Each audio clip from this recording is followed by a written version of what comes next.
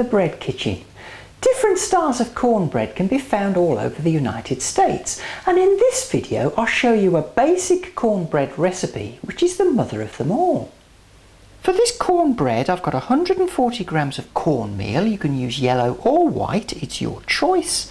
125 grams of plain or all-purpose flour, 240 ml of buttermilk, or you can use a 50-50 mixture of milk and plain yogurt, 115 grams of melted butter, 1 tablespoon of sugar, 2 eggs, 1/4 teaspoon of salt and a teaspoon of baking soda. Now, because this is a quick bread, there's a couple of things we need to do before we start.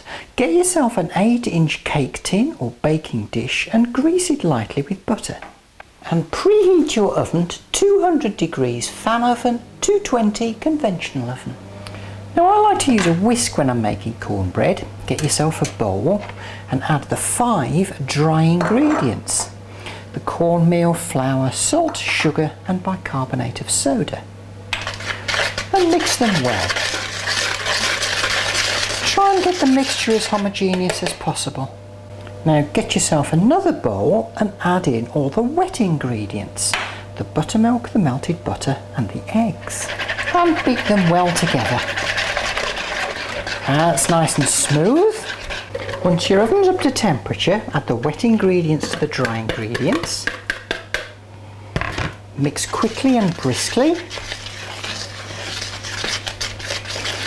Don't worry if your batter ends up a bit lumpy. As long as there are no dry spots, you're fine.